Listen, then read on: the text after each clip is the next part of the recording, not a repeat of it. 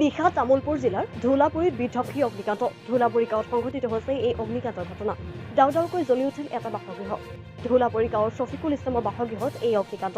বৰ্তমানলৈকে অগ্নিকাণ্ডৰ কাৰণ জানিব পৰা হোৱা নাই।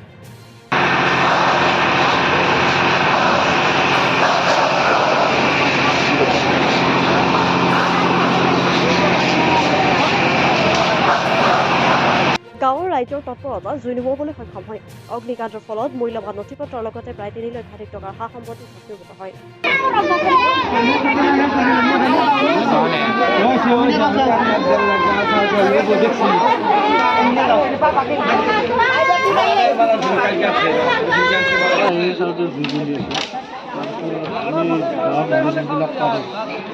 আপনাৰ বালি মাটি যিমান পৰে দি পেলাই আমি সেইখিনি নমাইছোঁ।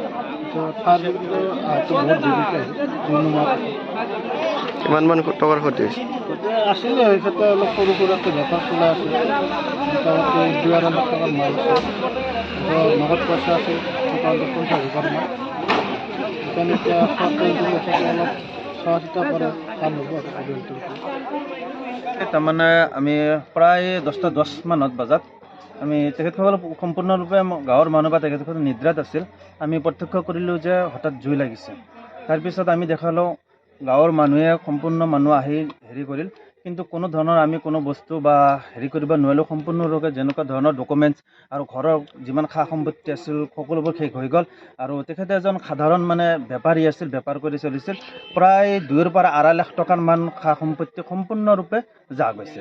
আৰু মই চৰকাৰক এইটো দাবী জনাম যে একদম ক'ব গ'লে দুখীয়া কোনোমতে বেপাৰ কৰি চলিছিল, তেখেতক যাতে এখন ঘৰ দিয়ে আৰু যিমানখিনি সম্পত্তি যা গৈছে, জুইত পুৰি যা গৈছে, এই ক্ষতিপূৰণ দিয়াৰ কাৰণে আমি দাবী জনালোঁ যে চৰকাৰে যাতে ইয়াৰ খা খবৰ লৈ সম্পূৰ্ণৰূপে ইয়াৰ ক্ষতিপূৰণ দিয়াৰ কাৰণে আমি দাবী জনালোঁ।